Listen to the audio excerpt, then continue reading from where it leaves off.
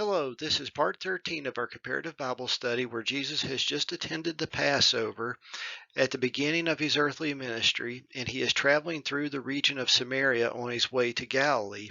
During this Bible study, I would like to talk about the religious beliefs of the woman at the well. Of all the things that we've spoken about with regard to the Samaritans, I believe the religious beliefs is the biggest point. Overall, this is our 38th New Testament Bible study. During the last Bible study, we discussed how the woman at the well said that Jacob was her father. We also discussed some possible ways whereby this woman of Samaria could have in fact been a descendant of Jacob or Israel.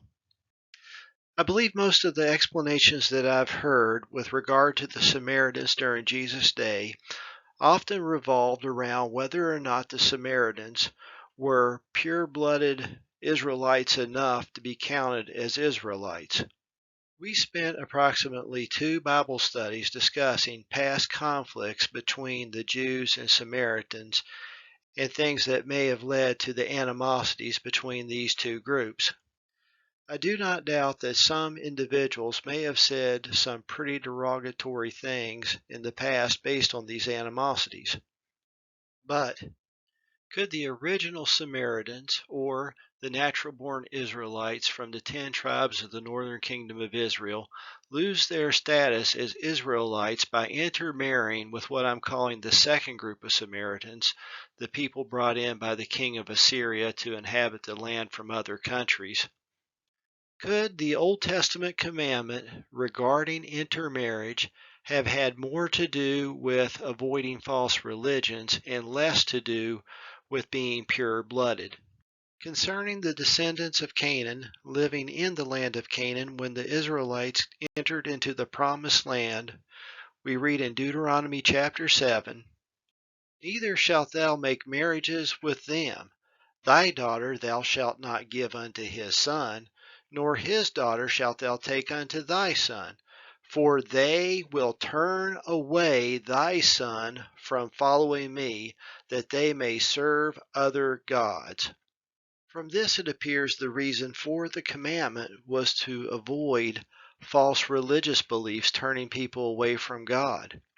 In fact, this is what happened with the very wise King Solomon, who had many foreign wives, and they turned away his heart after other gods.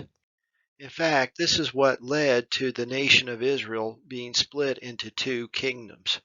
To explore the importance of religious beliefs over pure-bloodedness, in an extreme case, could a non-Israelite serve or be useful to God? Considering the Old Testament law that God gave Moses concerning the Passover, in Exodus chapter 12 we read, "And when a stranger shall sojourn with thee, and will keep the Passover to the Lord, let all his males be circumcised, and then let him come near and keep it, and he shall be as one that is born in the land." Does this mean that a stranger could be treated like an Israelite if they follow the law like an Israelite? If it was possible to truly follow the law? How about Ebed-Melech, who was told in Jeremiah 39, "For I will surely deliver thee, and thou shalt not fall by the sword, but thy life shall be for a prey unto thee, because thou hast put thy trust in me, saith the Lord." He was an Ethiopian. So it appears the important thing regarding Ebed-Melech was that he put his trust in God. In Luke chapter 4, Jesus reminds the members of a synagogue of the widow from Zidon and Naaman the Syrian, which are covered in 1st and 2nd Kings. And Simon, a man of Cyrene, carried Jesus' cross. Of course, back then these things were a mystery, and we only have salvation in the Lord Jesus. Regarding intermarrying, Moses himself married an Ethiopian woman. Furthermore, if we look at the genealogy of Jesus, there appears to be a couple of intermarriages there as well. For example, we have Rahab the harlot, who lived in the land of Canaan and was not an Israelite, but survived the battle of Jericho by faith. In another example, we have Ruth, the Moabitess, of whom the book of Ruth in the Bible is named after. But in the Old Testament Mosaic law, we're told, Moabites shall not enter into the congregation of the Lord, even to their 10th generation.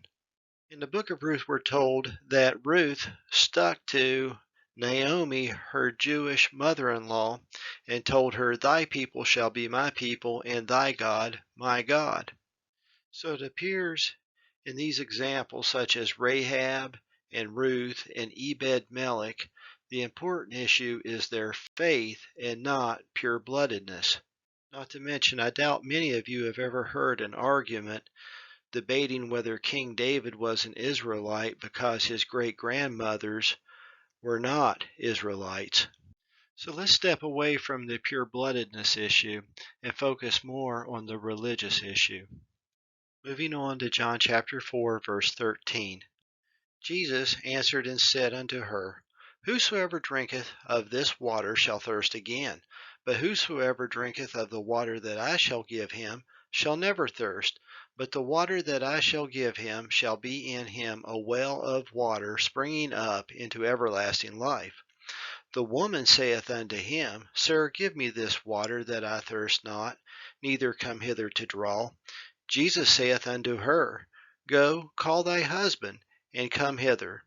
The woman answered and said, I have no husband. Jesus said unto her, Thou hast well said, I have no husband. For thou hast had 5 husbands, and he whom thou now hast is not thy husband. In that saidst thou truly. The woman saith unto him, Sir, I perceive that thou art a prophet. Our fathers worshipped in this mountain, and ye say that in Jerusalem is the place where men ought to worship. Let's focus on this last sentence as it illustrates a major flaw in the Samaritan religion. Notice this is before Jesus died on the cross, and the Samaritans are worshiping in a place other than Jerusalem. Worship in this context, I believe, is primarily where they did their sacrifices. Where did God command the children of Israel to worship, especially before Jesus died on the cross? For example, in Deuteronomy chapter 12 we're told, There shall be a place which the Lord your God shall choose to cause his name to dwell there. Thither shall ye bring all that I command you, your burnt offerings and your sacrifices, your tithes, and the heave offering of your hand, and all your choice vows which ye vow unto the Lord. So where is this place where God would have his name to dwell? At first, it was the tabernacle that Moses built in the wilderness, and that ended up in Shiloh. Then, after a series of events, Solomon, David's son, would build a temple in Jerusalem, and God would put his name there. Then later, when God takes the 10 tribes of Israel away from the descendants of Solomon, he reiterates to King Jeroboam that Jerusalem would be the place where God's name is. King Jeroboam being the new king of the new northern kingdom of Israel. Later on, when God rescues the Jews from exile in Babylon and they return and rebuild the temple and the wall around Jerusalem, they continue to observe Jerusalem as the place where God has his name there. But despite God telling King Jeroboam that Jerusalem is where his name is, King Jeroboam rebels against this because he's afraid the Israelites in his kingdom will go to Jerusalem and worship. So he makes 2 idols, one in Bethel and one in Dan, and tells the people in his kingdom, those Israelites, to worship at those 2 locations in Bethel and Dan. This becomes a snare that will plague the northern kingdom throughout their existence. And King Jeroboam would also get rid of the Levites, who God declared to be priests and ministers, and declare other people to be priests in his kingdom. And a later king, King Ahab, and his wife Jezebel the Zidonian, would bring in Baal worship. Later on, when God would have the northern kingdom of Israel conquered by the Assyrians, and they were taken into exile and replaced by this new group of Samaritans from other lands, the Lord sent lions among them, and those new inhabitants of the land said it was because they did not know the manner of the God of the land. So the king of Assyria sent one of the priests to teach them the ways.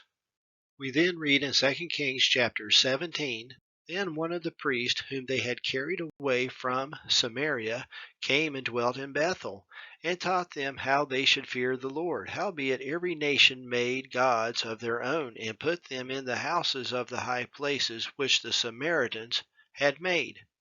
Of course, this appears to go against the Ten Commandments at the very least.